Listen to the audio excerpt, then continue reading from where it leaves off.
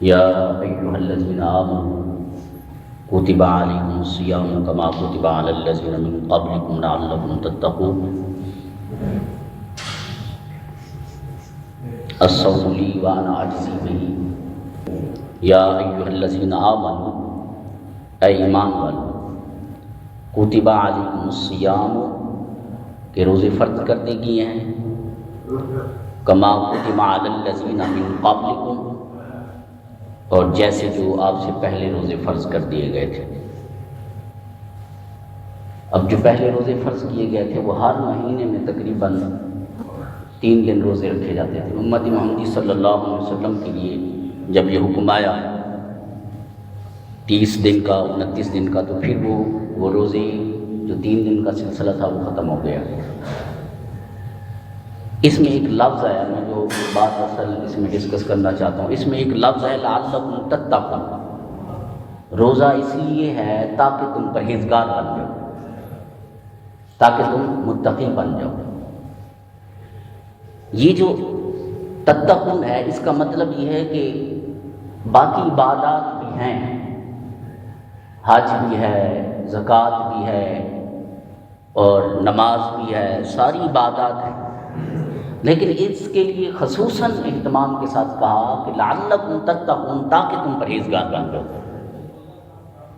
اس کے ساتھ 2 چیزیں میرے ذہن میں ہیں وہ جو میں اٹیچ کرنا چاہتا ہوں۔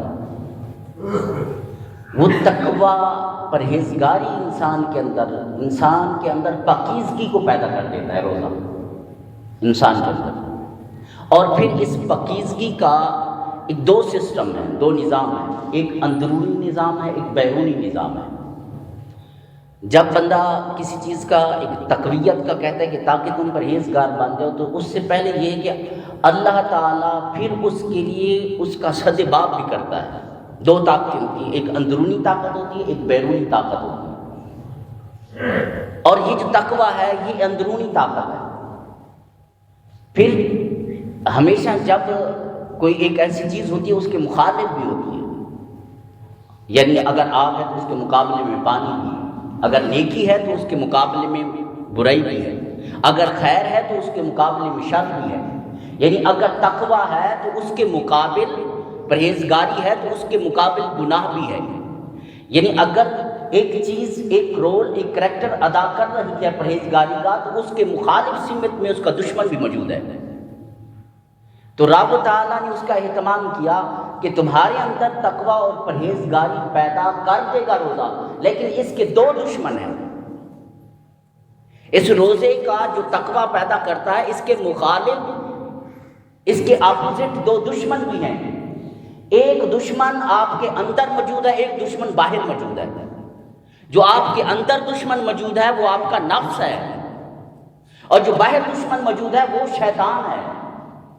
کہا میں یہ جو روزہ آ کے تقویت پیدا کرے گا، تقویٰ پیدا کرے گا، پاکیزگی پیدا کرے گا، تو پھر مومن کو اس بات کا ڈر تھا کہ مالک ہمارے 2 دشمن بھی تو ہیں، اس کا کیسا اہتمام ہوگا۔ رب نے فرمایا اے مومنو، کیونکہ یہ روزہ میرے لیے ہے، یہ میری جزا ہے کہ جب بندہ میرے لیے آئے، میری خاص عبادت کے لیے آئے، تو میں چاہتا ہوں کہ اس کے مقابل دشمن اس کے قریب تک نہ آئے۔ رب نے اس لیے پھر رمضان سے پہلے رب تعالیٰ کیا کرتا ہے، شیطان کو باندھ دیتا ہے، جکڑ دیتا ہے زنجیروں سے، اس لیے یہ بیرونی طاقت ہے، یہ ایک بیرونی دشمن ہے۔ کہا اے مومن جب تم میرے لیے آئے خاص عبادت اور ریاضت کے اندر، تو دشمن کی آنکھ بھی اس طرف نہ دیکھ سکے، اس لیے اس کو بند کر دیا۔ اس لیے فرمایا کہ لعلکم تتقون، تاکہ تم پرہیز۔ پھر ایک انسان کے اندر ایک دشمن ہے، وہ نفس ہے، اور نفس کو مارنے کے لیے، نفس کی طاقت کو کمزور کرنے کے لیے، نفس کی جرت کو ختم کرنے کے لیے رب نے پھر روزے کے اندر ایک رول رکھا کہ یہ کہا لعلکم تتقون، تاکہ تم پرہیزگار بن جاؤ۔ اب میں کہوں کہ روزے کے اندر جو ایک پاور ہے، ایک طاقت ہے، جو انسان کے اندر نفس جو دشمن ہے اس کو کیسے کمزور کرتا ہے، اس کو کیسے مارتا ہے، یہ خود حدیث پاک میں ہے۔ نبی علیہ الصلوۃ والسلام نے فرمایا کہ تم میں سے اگر کوئی شخص گناہوں سے بچنا چاہے، اپنی نگاہ کو حفاظت میں رکھنا چاہے، اپنے نفس کو گناہوں سے پاک رکھنا چاہتا ہے، اس کی سیکورٹی کرنا چاہتا ہے، اس کو محفوظ رکھنا چاہتا ہے، تو اس کو چاہیے کہ وہ نکاح کر لے۔ تو نکاح اس کا مطلب یہ ہے کہ گناہ سے بچاتا ہے۔ ایک تو یہ بتایا، ایک رول یہ بتایا کہ اگر تم اپنے آپ کو گناہوں سے پاک رکھنا چاہتے ہو، نگاہوں کو پاک رکھنا چاہتے ہو، سوچ کو پاک رکھنا چاہتے ہو، دماغ کو پاک رکھنا چاہتے ہو، دل کو پاک رکھنا چاہتے ہو، تو پھر نکاح کر لو، تمہارا دل و دماغ سب پاک ہو جائے گا۔ یعنی ایک تو یہ بتایا اس نے، اور دوسرا کیا بتایا؟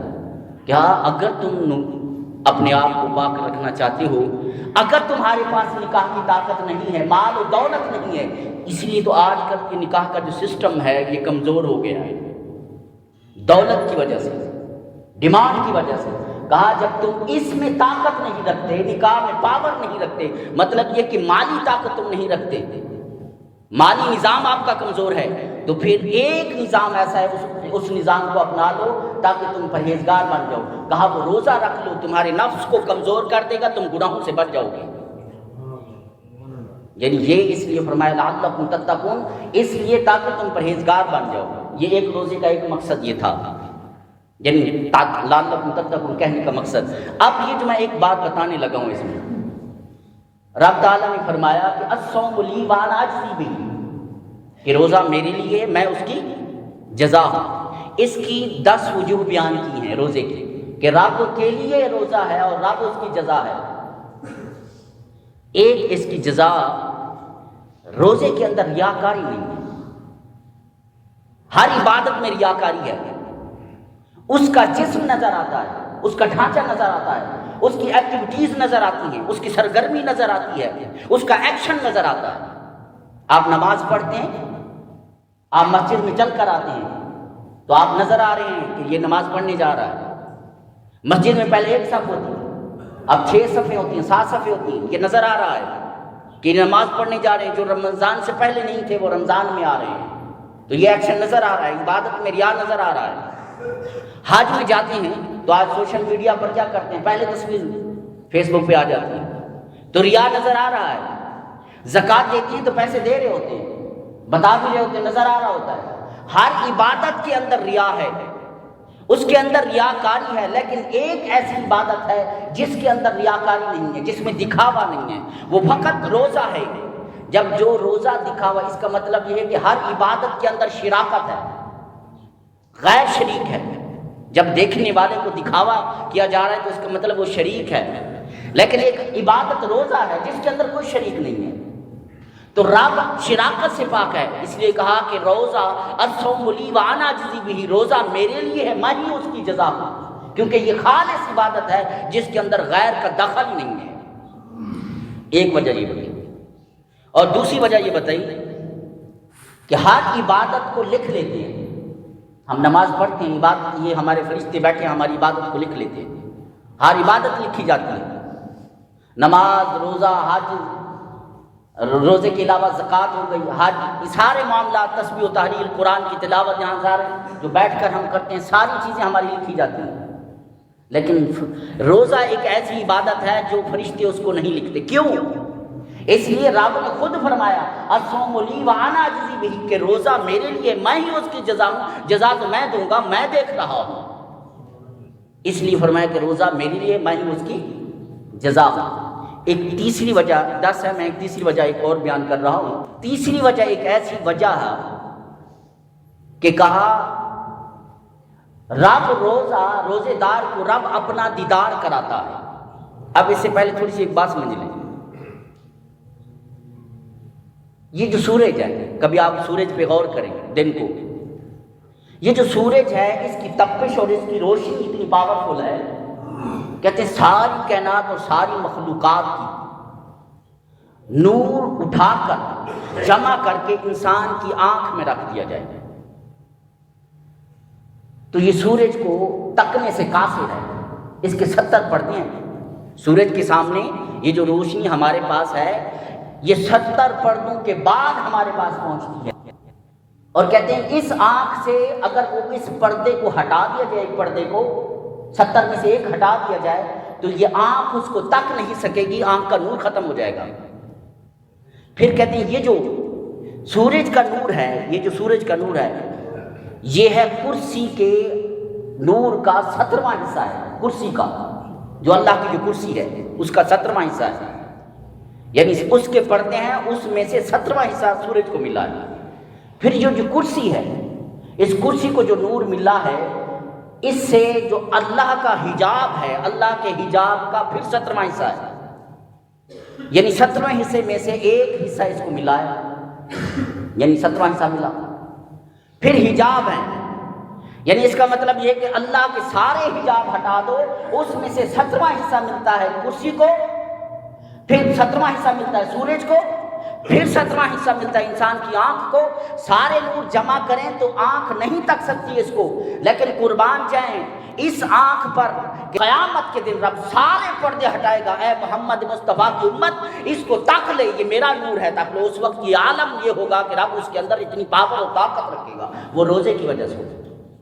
لعلکم تتقون، وہ روزہ آپ کو اتنا پاک اور صاف اور نفیس کر دے گا کہ آپ کی ساری غلاظتیں ختم ہو جائیں گی، اور اس نور کے اندر ایسے سارے حجاب اٹھ جائیں گے، اس روح کو ایسی پرواز ملے گی کہ رب کی نور کو بھی تک سکے گی۔